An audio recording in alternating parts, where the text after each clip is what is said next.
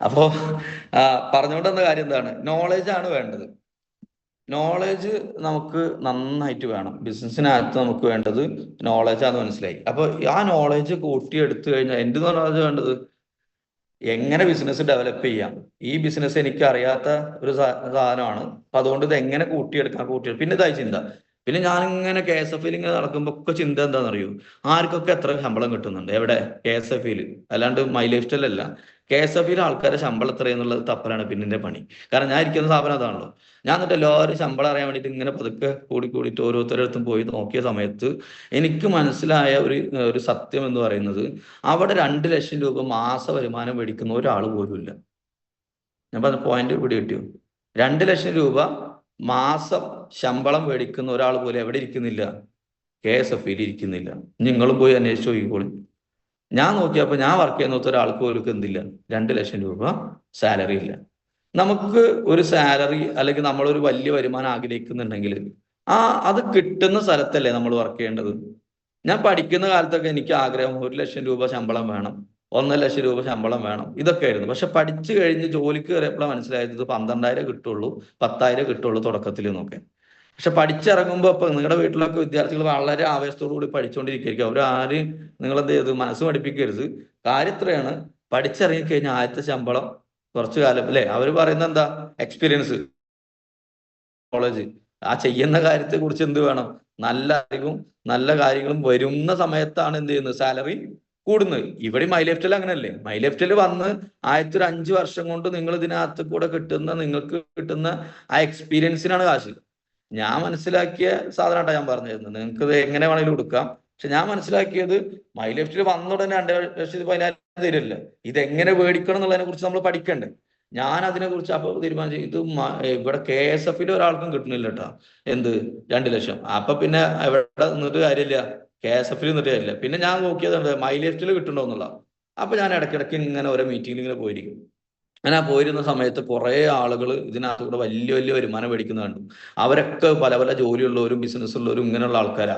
പിന്നെ എനിക്ക് മനസ്സിലായി, ഞാൻ അധിക കാലം അവിടെ നിന്നിട്ട് കാര്യമില്ല, KSF-ൽ നിന്നിട്ട് കാര്യമില്ല. കാരണം എന്താ, അവിടെ 20 കൊല്ലം പണിയെടുത്താലും എനിക്ക് എന്ത് കിട്ടൂല, ഈ പറയുന്ന 2,10,000 ഒരു മാസം പോലും കിട്ടൂല. അല്ലെങ്കിൽ 1 ലക്ഷം കിട്ടണമെങ്കിൽ തന്നെ ഞാൻ എത്ര വർഷം വർക്ക് ചെയ്യണം, നിങ്ങൾ ആലോചിച്ച് നോക്കിയേ. നമ്മൾ പല മേഖലയിലും നമ്മുടെ വീടിന്റെ അടുത്തോ പരിസരത്തോ ഇപ്പൊ ഈ മീറ്റിങ്ങിനകത്തൊക്കെ പങ്കെടുക്കുന്ന പല ആളുകളും 30,000-നും 50,000-നും ഒക്കെ ജോലി ചെയ്യുന്നുണ്ടാവും. അവരാഗ്രഹം എന്താണെന്നറിയോ, 1 ലക്ഷം രൂപ വരുമാനം മേടിക്കണം. പക്ഷെ പലപ്പോഴും ഉണ്ടാവുന്ന യാഥാർത്ഥ്യം എന്താണെന്നറിയോ, അവിടെ ഇരിക്കുന്ന മാനേജർക്ക് പോലും എത്ര ഉണ്ടാവൂല, അല്ലെങ്കിൽ ഏറ്റവും ടോപ്പ് ലെവലിൽ ഇരിക്കുന്ന ആ ഒരു പൊസിഷനിൽ ഇരിക്കുന്ന വ്യക്തിക്ക് പോലും ചിലപ്പോൾ 50,000-ന് പുറത്ത് സാലറി ഉണ്ടാവൂല. അവിടെ ഇരുന്നിട്ടാണ് നമ്മൾ വിചാരിക്കുന്നത് എന്ത്, ഇവിടെ ഇരുന്നിട്ട് 1 ലക്ഷം രൂപ സാലറി മേടിക്കും. നടക്കുവോ? നിങ്ങളൊന്ന് വെറുതെ ആലോചിച്ച് നോക്കെ. നമ്മൾ അവിടുത്തെ ഒരു സാധാരണ ജോലിക്കാരൻ, അപ്പൊ അവിടുത്തെ MD-ക്ക് കിട്ടുക അല്ലെങ്കിൽ അവിടുത്തെ ഏറ്റവും ടോപ്പ് ലെവലിൽ ഇരിക്കുന്ന മാനേജർക്ക് കിട്ടുന്നത് 50,000. എന്നിട്ട് നമ്മളിരുന്ന് വിചാരിക്കുകയാണ് 75,000 കിട്ടണം, 1 ലക്ഷം കിട്ടണം, 2 ലക്ഷം കിട്ടണം എന്ന് വിചാരിച്ചിട്ട് എവിടെ പണിയെടുക്കുകയാണ്, ആയുഷ്കാലം മൊത്തം അതേ സ്ഥലത്തിരുന്ന് പണിയെടുത്തുകൊണ്ടിരിക്കുക. അപ്പൊ നമ്മൾ എപ്പോഴും നമ്മൾ ചിന്തിക്കേണ്ട കാര്യം, നമുക്ക് എന്താണോ വേണ്ടത്, വലിയ സ്വപ്നങ്ങളും ആഗ്രഹങ്ങളൊക്കെ ഉണ്ട്. അപ്പൊ അത് കിട്ടുന്ന പ്ലാറ്റ്ഫോം മൈ ലൈഫ് സ്റ്റൈലാന്ന് എനിക്ക് തിരിച്ചറിവ് വന്നപ്പോ, KSF-ൽ അടുത്ത 30 കൊല്ലം പണിയെടുത്താലും എനിക്ക് മാസം 2 ലക്ഷം രൂപ കിട്ടാൻ പോകുന്നില്ല എന്നുള്ള യാഥാർത്ഥ്യം ഞാൻ തിരിച്ചറിഞ്ഞപ്പോൾ ഞാൻ എന്ത് ചെയ്തു, എന്റെ ജോലി വേണ്ടാന്ന് വെച്ചിട്ട് ഫുൾ ടൈം ആയിട്ട് ബിസിനസ്സിനകത്തോട്ട് ഇറങ്ങി. അങ്ങനെ ഇന്നക്ക് ഇപ്പൊ ഏകദേശം നോക്കുകയാണെങ്കിൽ ഒരു 6 വർഷം ആവാറായി ഞാൻ ഈ ബിസിനസ്സിനകത്തോട്ട് ഒരു ലൈഫ് ടൈം കരിയർ ആയിട്ട് ഏറ്റെടുത്ത് തുടങ്ങിയിട്ട്. അപ്പോൾ അതിനുശേഷം ജോലിയൊക്കെ ഏറ്റെടുത്തപ്പോൾ നമുക്ക് എന്ത് വിട്ടപ്പോൾ നമുക്ക് കുറച്ചും കൂടി ആവേശമായി ബിസിനസ് ചെയ്യാൻ. ആവേശത്തോടു കൂടി ഇറങ്ങി. തുടക്ക സമയത്തൊന്നും ഒരു മനുഷ്യൻ പോലും നമ്മളെ തിരിഞ്ഞു നോക്കിയില്ല, എല്ലാവരും കളിയാക്കി. ആൾക്കാരൊക്കെ പറഞ്ഞ കാര്യം എന്താണ്, നല്ലൊരു ചെക്കനായിരുന്നു, പെണ്ണി സോപ്പ് വെക്കാൻ വേണ്ടി നടക്കുകയാണ്, അതുപോലെ നല്ലൊരു ജോലി ഉണ്ടായിരുന്നല്ലേ, അതൊക്കെ വിട്ടിട്ട് ഇപ്പൊ എന്ത് ചെയ്യാണ്. ഈ പറയുന്ന നല്ല ജോലിയിൽ എന്താ കിട്ടണമെന്ന് ആർക്കേ അറിയുള്ളൂ, എനിക്ക് മാത്രമേ അറിയുള്ളൂ. പക്ഷെ അവര് പറയുന്ന കാര്യം എന്താ, നല്ല ജോലി ഉണ്ടായിരുന്നതാണ്. ഇപ്പോഴും എന്നോട് പലരും ചോദിക്കും, എന്തിനാ ഈ കോളേജിൽ പണിയൊക്കെ വിട്ടുന്നു. ഈ കോളേജിൽ പഠിപ്പിക്കുന്ന അത് ആകെ 12,000 ഉറുപ്പിക കിട്ടുന്നു. ഇവിടെ നമുക്ക് ആഴ്ചയിൽ എത്ര കിട്ടാൻ പോകുന്നു എന്നുള്ള സാധനങ്ങളെ കുറിച്ചൊക്കെ നമുക്ക് മാത്രമല്ലേ അറിയുള്ളൂ. ഇത് പറഞ്ഞവർക്ക് വിശ്വാസമാവും, അതുമില്ല. അപ്പോ ആ സമയത്താണ് നമ്മളോട് പറയുന്നത് കോളേജിലെ പണി.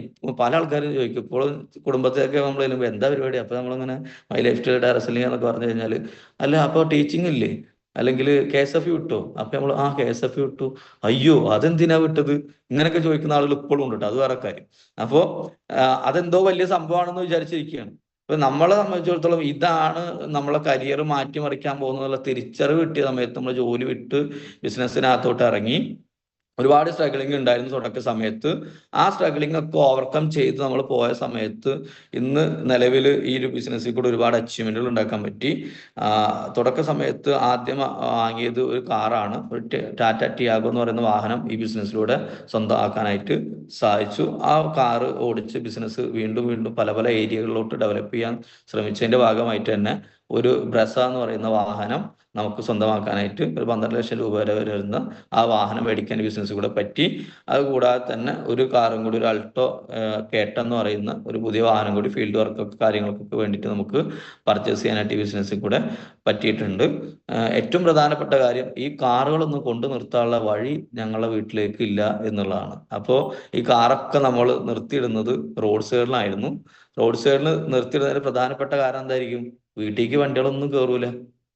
ഞങ്ങളുടെ നാട്ടിൽ പറയുകയാണെങ്കിൽ കുണ്ടനെടുവഴി എന്നൊക്കെ പറയും. അങ്ങനത്തെ ഒരു ഇടവഴിയാണ്. മഴ വന്നു കഴിഞ്ഞിട്ടുണ്ടെങ്കിൽ കംപ്ലീറ്റ് വെള്ളം കൂടെ പോയിട്ട് നടക്കാൻ പോലും പറ്റാത്ത ഒരു സ്ഥലമാണ് വീട്ടിലേക്ക് ഉണ്ടായിരുന്നത്. അപ്പൊ ഞങ്ങൾ എന്താ ചെയ്യുക? അപ്പുറത്തും ഇപ്പുറത്തും വീട്ടിൽ കൂടെ ഒക്കെ കയറി വരും. അല്ലെങ്കിൽ എൻ്റെ വീട്ടിലോട്ട് ഡിസ്ട്രിബ്യൂട്ടേഴ്സ് ഒക്കെ വന്നിരുന്നത് കുറേ ദൂരെ വണ്ടി, ബൈക്കും കാറൊക്കെ അവർ നിർത്തിയിട്ടിട്ട് എന്ത് ചെയ്യും? നേരെ നടന്ന് അപ്പുറത്ത് കൂടെ ഇപ്പുറത്ത് കൂടെ ഒക്കെ വരിക ചെയ്യുക. അങ്ങനെ പോയിക്കൊണ്ടിരിക്കുന്ന സാഹചര്യത്തിലാണ് നമ്മൾ ഒരു തീരുമാനം എടുക്കുന്നത്. നമുക്ക് എന്ത് ചെയ്യാം? ഒരു വീട് മൈ ലൈഫിലൂടെ സ്വന്തമാക്കണം. അങ്ങനെ ഒരു തോട്ട് നമുക്കുണ്ടായി. അതിൽ ഏറ്റവും പ്രധാനപ്പെട്ട കാര്യം ഉണ്ടായത് എന്താ വെച്ച് കഴിഞ്ഞാൽ, നമ്മൾ പറയൂലേ, നമ്മളെപ്പോഴും ഇതിന്റെ പേടി എന്താണെന്ന് വെച്ചാലുണ്ടെങ്കിൽ, ഈ കാറൊക്കെ റോട്ടിൽ നിർത്തിയിരുന്നോണ്ട് മഴക്കാലം, ഇപ്പം മഴക്കാലല്ലേ, ഈ മഴ പെയ്ത് കഴിഞ്ഞാൽ നമുക്കൊരു മനസമാധാനക്കേടാണ്. എന്തെങ്കിലും വന്നിട്ട് അതിന്റെ മുകളിൽ വീഴുവോ. കാരണം എന്താ? നമ്മളെ കൺമുന്നില്ലല്ലോ. സാധനം കിടക്കുന്ന വീടിന്റെ അവിടുന്ന് കുറെ അപ്പുറത്താണ്. അപ്പൊ നമുക്ക് എപ്പോഴും കാണുന്നുമില്ല. നമ്മൾ കിടന്നുറങ്ങി കഴിഞ്ഞാൽ നല്ല ഇടിയും മഴയൊക്കെ വന്നു കഴിഞ്ഞാൽ ആകെ ടെൻഷനാണ്. കാരണം ആകെ 2 ബൈക്ക് ഉണ്ടായിരുന്ന വീട്ടിൽ 2 കാറൊക്കെ ഓടുന്നിട്ട്, അതും റോട്ടിൽ തന്നെയാണ്. അപ്പൊ നമ്മളെ സംബന്ധിച്ചത് ഇത് എന്തോ വലിയ നിധിയാണ്. അപ്പൊ ഇതിന്റെ മുകളിൽ എന്തെങ്കിലും വന്ന് വീഴോ ഈ പേടിയാണ്. പിന്നെ ദൈവം ഭയങ്കര സംഭവമായത് കൊണ്ട് തന്നെ നമ്മൾ ആഗ്രഹിക്കുന്നൊക്കെ സാധിപ്പിച്ചു തരും. നമ്മളോട് ഇപ്പൊ ലീഡേഴ്സ് ഒക്കെ പറയാറില്ലേ, നമ്മൾ ആഗ്രഹിക്കുന്ന എന്താണോ, നമ്മുടെ മനസ്സിൽ എന്താണോ കൂടുതൽ നമ്മൾ ആഗ്രഹിക്കുന്നത്, ആ സാധനം നടക്കുന്നു. ഞാൻ ആഗ്രഹിച്ച പോലെ തന്നെ നടന്നു. ആഗ്രഹിച്ചതല്ല, പക്ഷെ മനസ്സിനകത്ത് ഇങ്ങനെ ചിന്തിച്ചുകൊണ്ടേയിരിക്കുക. ഫുൾ ടൈം നമ്മൾ ചിന്തിക്കുന്നത് എന്താ? എന്തെങ്കിലും വീഴോ. അങ്ങനെ ഒരു ദിവസം തെങ്ങ് വന്നു വേണം. അപ്പോ ഈ തെങ്ങ് വന്ന് വീണ സമയത്ത് നമ്മളെ സംബന്ധിച്ചിടത്തോളം ഭയങ്കര വിഷമമായി. കാരണം വണ്ടിയുടെ മുകളിൽ ഒരു തെങ്ങ് വന്ന് വീഴുക എന്നൊക്കെ പറഞ്ഞാൽ, അത് കുറച്ച് ഉറപ്പുള്ള വണ്ടി ആയതുകൊണ്ട്, ടിയാഗോ എന്ന് പറയുന്ന വാഹനം ആയതുകൊണ്ട് വല്ലാണ്ട് പരിക്കൊന്നും പറ്റിയില്ല. പെട്ടെന്ന് നേരാക്കി എടുക്കാൻ പറ്റുന്ന പരിക്കുകളെ പറ്റുള്ളൂ. അപ്പൊ ആ പരിക്കുകളൊക്കെ ഒന്ന് മാറ്റി നമ്മൾ എടുത്ത സമയത്ത് നമ്മൾ തീരുമാനം എടുത്തു, ഇനി അടുത്ത മഴക്കാലം വരുമ്പോൾ ഈ സാധനം എവിടെ ഇടണം? നമുക്ക് സ്വന്തം വീടിന് മുറ്റത്ത് ഇടണമെന്ന്. അങ്ങനെ ഞങ്ങൾ വീട് തേടി പറമ്പൊക്കെ വേടി നടക്കുകയാണ്, ഒരു വീടൊക്കെ കയറ്റാനുള്ള. അങ്ങനെ യാദൃശ്ചികമായിട്ടാണ് നമുക്ക് ഒത്ത പോലത്തെ ഒരു റോഡ് സൈഡിന് തന്നെ ഒരു വീട് നമുക്ക് കിട്ടി. അങ്ങനെ ഇന്ന് ഏകദേശം ഇപ്പൊ ഈ വരുന്ന ഓണത്തിന് ഒരു വർഷം കംപ്ലീറ്റ് ആവുകയാണ്. മൈ ലൈഫിലൂടെ പുതിയൊരു വീട് മേടിച്ച്, ഒരു 60 ലക്ഷത്തിന്റെ വീടും പറമ്പൊക്കെ മേടിച്ച് അവിടെയാണ് ഇപ്പൊ താമസം കുറച്ചു കാലമായിട്ട്. അപ്പോ ഇനി ശരിക്കും പറഞ്ഞു കഴിഞ്ഞിട്ടുണ്ടെങ്കിൽ, ഈ പറഞ്ഞ ഓണത്തിന്റെ ഉത്രാടപ്പാച്ചിൽ എന്ന് പറയില്ല, അന്നാണ് കഴിഞ്ഞ ആ ദിവസമാണ് ഞങ്ങൾ ഇവിടേക്ക് താമസം മാറിയത്. ആ വീട്ടിലിരുന്നപ്പോൾ നിങ്ങളോട് സംസാരിക്കുന്നത്. അപ്പോൾ സെപ്റ്റംബറോട് കൂടി, ആ ഓണത്തിന്റെ സമയമാകുമ്പോട് കൂടിയിട്ട് ഒരു വർഷം കംപ്ലീറ്റ് ആവുകയാണ് ഈ ഒരു വീട്ടിലോട്ട് മാറിയിട്ട്. ഇപ്പോൾ ഞങ്ങളെ സംബന്ധിച്ചിടത്തോളം ഏറ്റവും വലിയ സ്വപ്നമായിരുന്നു എന്ത്? വഴിയുള്ള ഒരു സ്ഥലത്തേക്ക് ഒരു വീട് എന്നുള്ളത്. പിന്നെ ഞങ്ങളുടെ നാട്ടിലുണ്ടാകുന്ന ഏറ്റവും വലിയ പ്രശ്നമായിരുന്നു വെള്ളത്തിന്. അപ്പൊ ഈ 2 സൗകര്യങ്ങൾ ഒത്തു കിട്ടിയപ്പോൾ ഞങ്ങൾ എന്ത് ചെയ്തു? അതിലോട്ടൊക്കെ മാറാനൊക്കെ സഹായിച്ചു.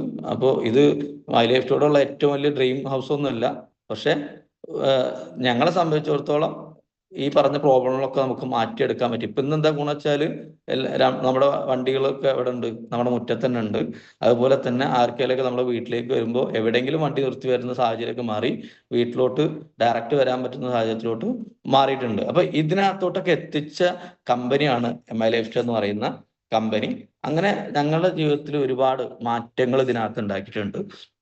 പക്ഷെ ഈ മാറ്റങ്ങളോട്ടൊക്കെ വരണമെങ്കിൽ, നമുക്കും എത്താൻ പറ്റണമെങ്കിൽ എന്ത് ചെയ്യണം?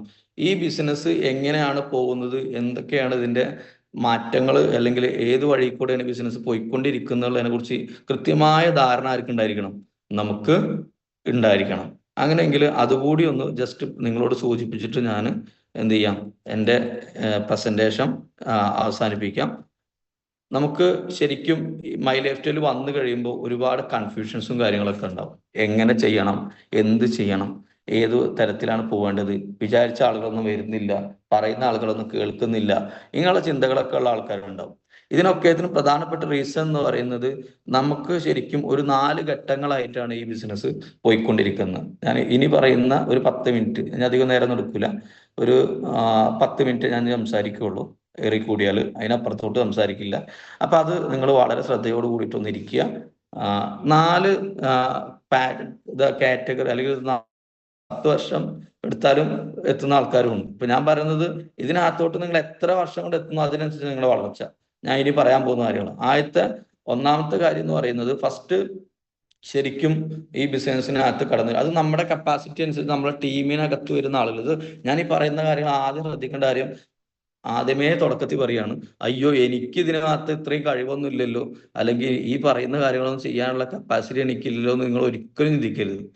കാരണം നിങ്ങൾക്ക് കഴിവാണെന്നല്ല ഞാൻ പറയുന്നത്, നിങ്ങൾക്കില്ലെങ്കിൽ പോലും നിങ്ങളുടെ ടീമിലെ നമ്മളെപ്പോഴും പറയാറെന്താ, ഈ ബിസിനസ്സിനകത്തുള്ള ഏറ്റവും വലിയ പ്രത്യേകത എന്താ, നമുക്ക് പറ്റില്ലെങ്കിൽ ആർക്ക് പറ്റിയാൽ മതി, നമ്മുടെ കൂടെയുള്ള ആൾക്കാരെ കൊണ്ടെങ്കിലും പറ്റിയാൽ മതി. ഇത് ഞാൻ അഡ്വാൻസ് ആയിട്ട് പറയുന്നത്, ഞാനിത് പറയുമ്പോൾ തുടക്കത്തിൽ വന്ന ആളുകൾക്ക് അല്ലെങ്കിൽ വലിയ പ്രസന്റേഷനൊക്കെ അറിവൊന്നും ഇല്ലാത്ത ആളുകളൊക്കെ ചിന്തിക്കും ചിലപ്പോൾ ഇത് എന്നെ കൊണ്ട് നടക്കുക, അങ്ങനെ ചിന്തിക്കരുത്. അതുകൊണ്ടാണ് ഞാൻ ആദ്യം അഡ്വാൻസ് ആയിട്ട് പറയുന്നത്.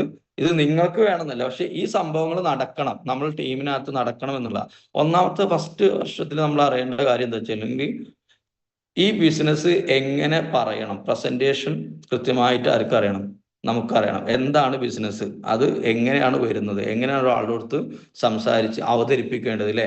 നമുക്ക് പുതിയ പുതിയ ആളുകളല്ലേ, 3 കാര്യങ്ങളല്ലേ ഇതിനകത്ത് നടക്കുന്നത്. ഒന്ന്, നമ്മൾ പ്രൊഡക്റ്റ് വാങ്ങി ഉപയോഗിക്കണം.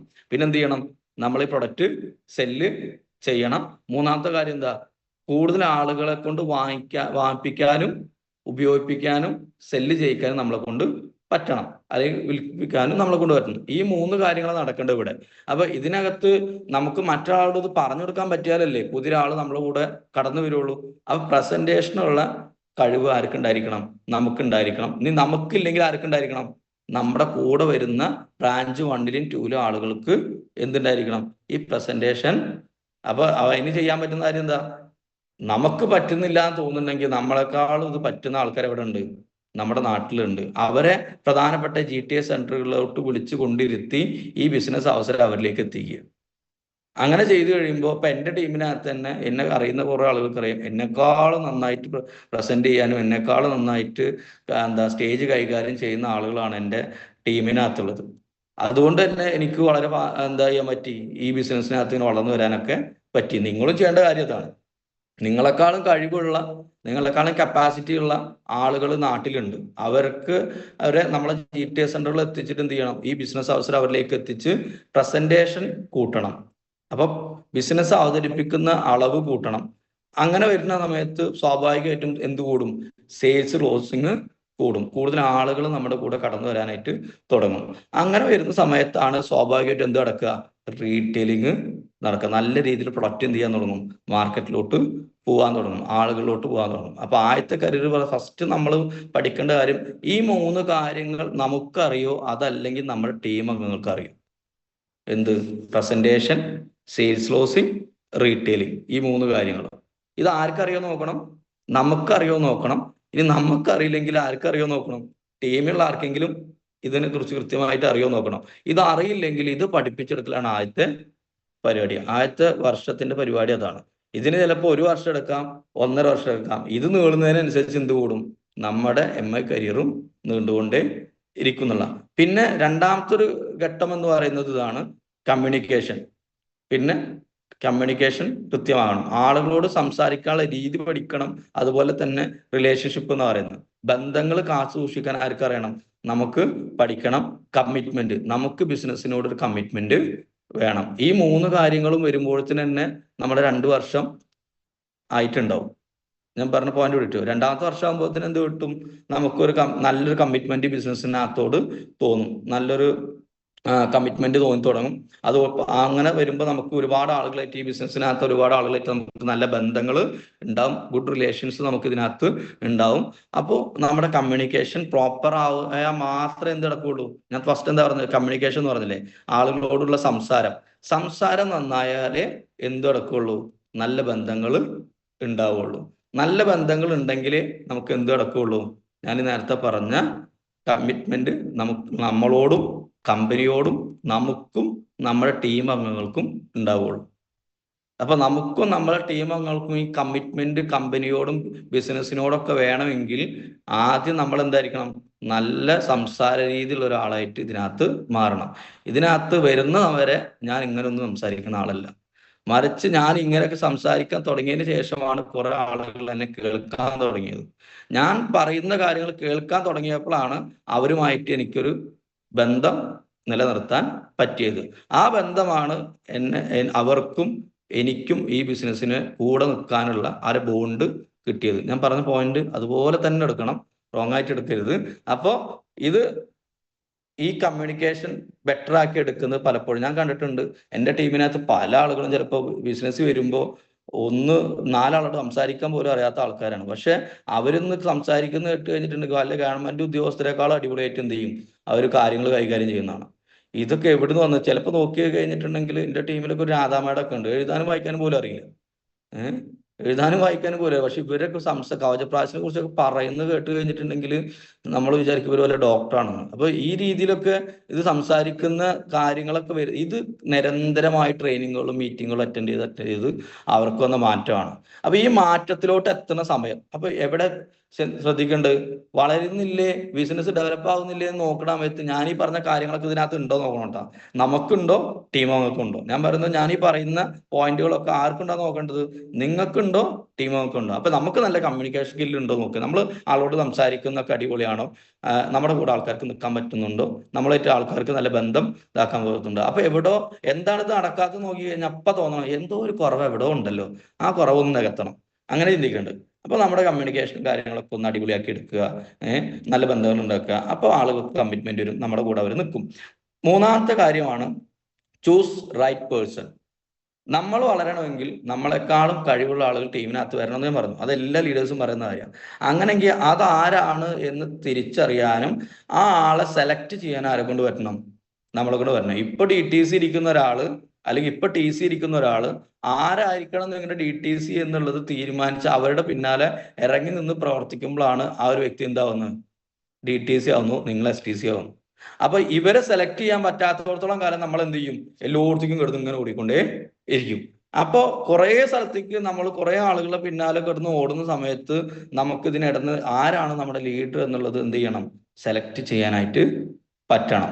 അങ്ങനെ നമ്മൾ സെലക്ട് ചെയ്തുകൊണ്ടാണ് നമ്മൾ ഇന്ന് മീറ്റിംഗിൽ ഇരിക്കുന്നത്. ഇവിടെ കിട്ടിയ ഇത് നിങ്ങളെ പല ആൾക്കാരും ഇതിനകത്ത് അങ്ങനെ സെലക്ട് ചെയ്ത് വെച്ചുകൊണ്ടാണ് നിങ്ങൾ എന്ത് ചെയ്തിട്ടുള്ളത്.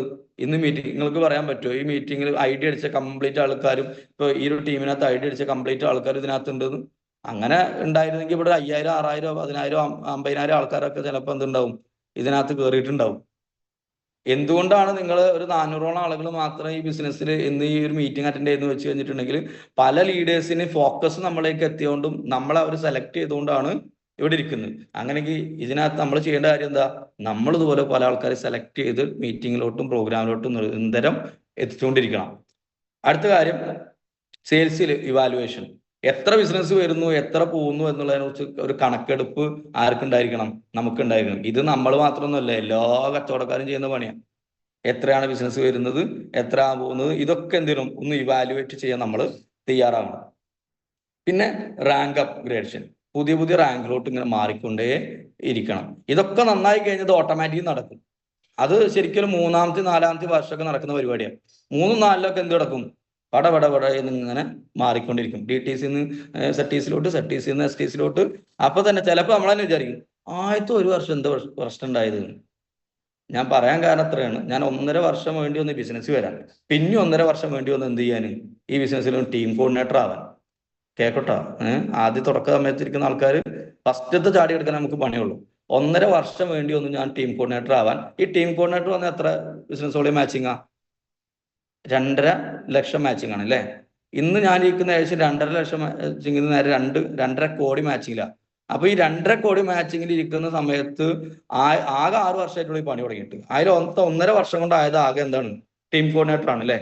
അവിടുന്ന് അപ്പുറത്തോട്ട് പിന്നെ എത്ര ഉണ്ട്? ഒരു 4.5 വർഷം ഉണ്ട്. ബാക്കി 4.5 വർഷം കൊണ്ട് 2.5 കോടി മാച്ചിലോട്ട് മാറി.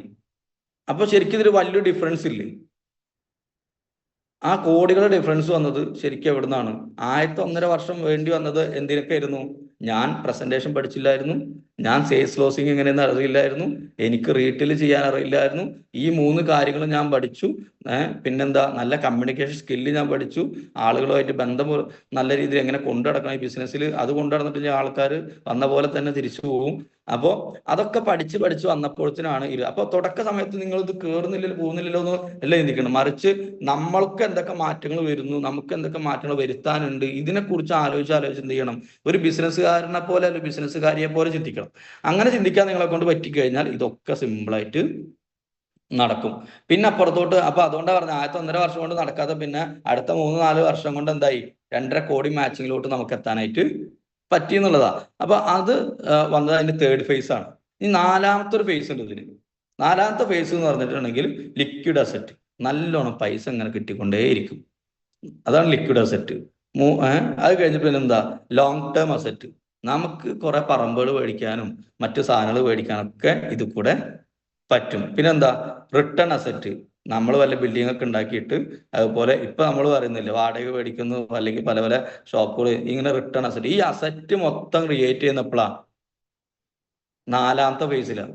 ഈ 3 കഴിഞ്ഞ് കഴിയുമ്പോഴത്തേന് നല്ല ഞാൻ പറഞ്ഞില്ലേ ഫസ്റ്റ് 3ാമത്തെ ഫേസിൽ ഞാൻ പറഞ്ഞത് ചൂസ് റൈറ്റ് പേഴ്സൺസ് ഒക്കെ. ആ ആളുകളൊക്കെ NTCയിലും CTCയിലും ഒക്കെ എത്തുന്ന സമയത്ത് നിങ്ങൾ ആ റൈറ്റ് പേഴ്സണെ സെലക്ട് ചെയ്ത ആളുകൾ NTCയിലും CTCയിലും ഒക്കെ എത്തുന്ന സമയത്തൊക്കെ നമുക്ക് എന്ത് ചെയ്യാൻ പറ്റും? നല്ല രീതിയിൽ അസറ്റ് ക്രിയേറ്റ് ചെയ്യാൻ പറ്റും.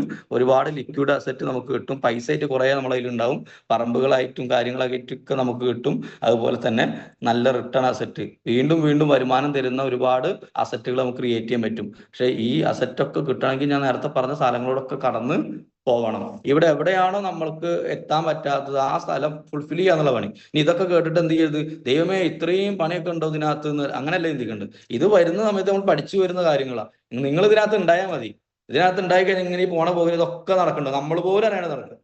നമ്മൾ ഇതിനകത്ത് നിന്ന് കൊടുത്താൽ മതി. നമ്മൾ നിന്ന് കൊടുക്കുമ്പോൾ ഓട്ടോമാറ്റിക്കലി നമ്മൾ ഇതിന്റെ പ്രവർത്തനങ്ങൾ പോകുമ്പോൾ നമ്മൾ പോലും അറിയാണ്ട് എന്ത് ചെയ്യും? ഇതൊക്കെ നമുക്ക് സ്വായത്തമായിട്ട് മാറും. അതാ ഞാൻ നേരത്തെ പറഞ്ഞത്, ഒന്നും എഴുതാനും വായിക്കാനും അറിയാത്ത ആളുകൾ പോലും ഇന്ന് നല്ല രീതിയിൽ ബിസിനസ് പ്രസന്റ് ചെയ്യുകയും പ്രൊഡക്റ്റ് വിൽക്കുകയും ചെയ്യുന്നു. അവർ ഇതിനു വേണ്ടി കഷ്ടപ്പെട്ട് പഠിച്ചിട്ടൊന്നുമല്ല.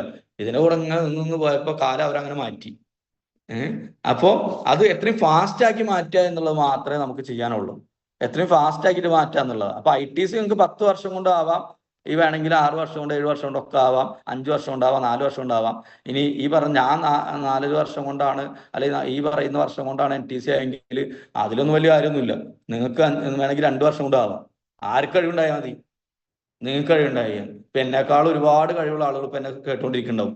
നിങ്ങൾ വളരെ ആവേശത്തോടുകൂടി ഏറ്റെടുത്ത് കഴിഞ്ഞിട്ട് ഒരു ഒറ്റ ചെയ്ത് കഴിഞ്ഞിട്ടുണ്ടെങ്കിൽ ചിലപ്പോ 2 വർഷം കൊണ്ട് ചിലപ്പോ എന്ത് ചെയ്യാം, നിങ്ങൾക്ക് NTC ആവാം. അത് നിങ്ങളുടെ കഴിവ്. അത് കണ്ട ഞാനൊന്നുകൂടി ഇൻസ്പയർ ആവും. 2 വർഷം കൊണ്ട് NTC ആവാൻ പറ്റില്ല, എന്നാ പിന്നെ അടുത്തേക്ക് പിടിക്കാം. ഇത്രേ ഉള്ളൂ ബിസിനസ്. നമ്മൾ ചിന്തിക്കേണ്ട കാര്യം, നമ്മളെക്കാളും കഴിവുള്ള ആൾക്കാർ ടീമിനകത്ത് വരുമ്പോൾ നമുക്കും വളരാൻ പറ്റും. നമ്മളെക്കാളും കഴിവുള്ള ആൾക്കാർ ബിസിനസ്സിനകത്ത് വലിയ നേട്ടം ഉണ്ടാക്കുമ്പോൾ അത് കണ്ട് നമുക്ക് എന്ത് ചെയ്യാൻ പറ്റും? ഇൻസ്പയർ ആയിട്ട് നമുക്ക് വീണ്ടും വീണ്ടും ചെയ്യാൻ പറ്റും. ഈ ബിസിനസ് വളരെ സിമ്പിൾ ആണ്. കോംപ്ലിക്കേറ്റഡ് ആക്കരുത്. കോംപ്ലിക്കേറ്റഡ് ആക്കുന്ന എപ്പോഴും വരാണ് നമ്മളാണ്. ഇത്രയും പറഞ്ഞിട്ട് ഈ പിന്നെ അവസാനം ഇങ്ങനെ പറയരുതെന്നല്ല പറയേണ്ടത്. കാര്യം ഇത്രേ ഉള്ളൂ. ഈ കാര്യങ്ങളൊക്കെ ഇതിൽ കൂടെ കടന്നു പോകണം. ഞാൻ പറഞ്ഞത് ഇതിന്റെ പ്രാക്ടിക്കൽ വശങ്ങളും ഇതൊക്കെ ഇതാണ്. പ്രസന്റേഷനും കാര്യങ്ങളും ആൾക്കാരും ലീഡേഴ്സിനെ സെലക്ട് ചെയ്യലും ഇതൊക്കെയാണ്. പക്ഷെ ഈ ഘട്ടങ്ങളോട് കടന്നു പോകുമ്പോഴത്തേന് നമ്മുടെ കരിയറിനകത്ത് ഒരു 5 വർഷം കഴിഞ്ഞിട്ടുണ്ടാവും. 5 വർഷം കഴിയുന്ന സമയത്ത് ഇവിടുത്തെ പ്രധാനപ്പെട്ട ലീഡേഴ്സിനെ പോലൊക്കെ നമ്മളായിട്ടുണ്ടാവും. അപ്പോൾ ആ രീതിയിൽ എത്താൻ നിങ്ങൾക്ക് എല്ലാവർക്കും സാധിക്കണം. വിശ്വാസത്തോടു കൂടി അടിയുറച്ച് വിശ്വാസത്തോടു കൂടി ബിസിനസ്സിനെ പ്രവർത്തിക്കുക, ശക്തമായി പ്രവർത്തിക്കുക. നിങ്ങൾക്ക് എല്ലാവർക്കും വലിയ വിജയങ്ങൾ ഉണ്ടാക്കാൻ സാധിക്കട്ടെ. ഏതെങ്കിലുമൊക്കെ ഇനി അടുത്ത പ്രോഗ്രാമുകളിലൊക്കെ നിങ്ങളെ കാണാന്നുള്ള വിശ്വാസത്തോടു കൂടി ഒരിക്കൽ കൂടി ഇന്ന് ഈ മീറ്റിംഗിലേക്ക് എന്നെ ക്ഷണിച്ചില്ല നഫീസത്ത് മാഡത്തിന് ഒരു കൂടി ഹൃദ്യമായിട്ടുള്ള നന്ദി അറിയിച്ചുകൊണ്ട് ഇത്രയും നേരം എന്നെ കേട്ട് ശ്രവിച്ച് സഹിച്ച് ഇരുന്ന നിങ്ങൾക്ക് എല്ലാവർക്കും നന്ദി പറഞ്ഞുകൊണ്ട് ഞാൻ എൻ്റെ വാക്കുകൾ നിർത്തുകയാണ്. Wish you all the best. Jai my life style. Thank you Sibin sir. എന്താ പറയാ, ഈ മൈ ലൈഫ് സ്റ്റൈലിൽ എന്തൊക്കെ ചെയ്യണോ അത് മുഴുവൻ സാറ് പറഞ്ഞിട്ടുണ്ട്.